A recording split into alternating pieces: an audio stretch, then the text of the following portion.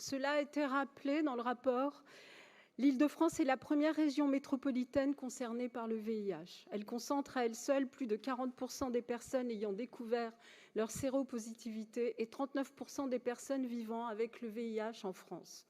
Si notre région a engagé des actions et fixé une série de mesures pour une Île-de-France sans sida, il reste encore des efforts à poursuivre, vous le reconnaissez vous-même. Le rapport du Césaire note des manquements, pas de précision sur l'action de la région vers les personnes sans abri, les migrantes, les migrants, les TDS, les usagères et les usagers de drogue. Il rappelle aussi l'importance de l'AME que vous et vos alliés d'extrême droite voulez faire disparaître, alors que l'accès à la prévention est essentiel et sans droit. Il est difficile de penser à sa santé. Comment comptez-vous réduire les inégalités territoriales et pallier les manquements concernant les prises en charge tardives? Où sont les actions à destination des personnes précaires, des TDS, des sans-papiers, des usagères, usagers de drogue? Rien sur les salles de consommation à moindre risque. On nous parle de femmes, sans spécifier lesquelles, et des jeunes. Mais l'épidémie touche aussi particulièrement deux catégories de la population, les HSH et les personnes étrangères issues des pays à forte prévalence, notamment l'Afrique subsaharienne. Ce biais en dit long sur votre représentation de la lutte contre le VIH-Sida. Concernant la jeunesse et l'éducation à la sexualité, que comptez-vous faire pour que la loi de 2001 soit appliquée? Comment contrez-vous les offensives de l'extrême droite et de la droite qui s'opposent à l'EVRAS, sans oublier les subventions non obligatoires octroyées au lycée Stanislas ou d'autres structures ouvertement homophobes? Tout comme le Césaire, nous regrettons que l'action concernant les distributeurs de préservatifs ne se soit soldée par un simple constat, sans mise en place d'actions correctives sur la période 2017-2022. Rien ne peut se faire sans le tissu associatif. Il est important de le soutenir. Les associations sont au plus près des personnes à risque et éloignées des dispositifs de santé. Pour ce faire, je suis étonnée des choix qui ont été faits pour les auditions. Où sont passés ACT UP, Acceptes, le PAST, la SFLS, le CNS, Médecins du Monde? Pourtant, ces associations œuvrent au plus près des publics les plus précaires.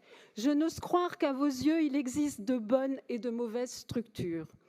Il vous faut engager une politique de prévention, notamment dans les lycées, CFA, universités ou établissements régionaux. Et ceci ne peut exister en baissant les moyens alloués à l'action d'Île-de-France Santé Sida, le CRIPS, alors que leurs actions vers les jeunes et dans les lycées notamment sont primordiales.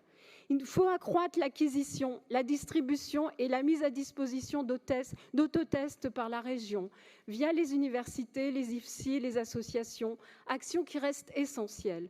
C'est le Césaire qui le dit.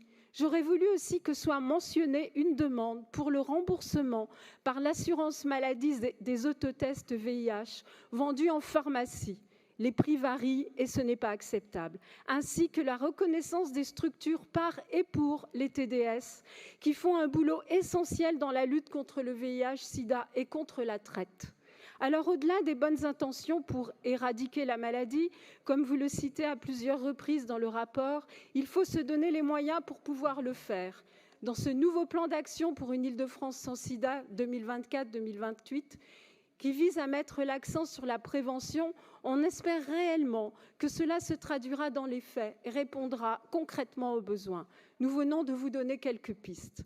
La lutte contre toutes les discriminations, sérophobie, homophobie, etc., doit également être un élément important du second agenda, afin de permettre à ces publics de se faire tester et d'avoir recours à la PrEP. Toutefois, nous avons déjà de quoi être inquiètes et inquiets quand on voit qu'aucun budget et aucun calendrier de mise en pratique n'est encore décidé pour ce second agenda.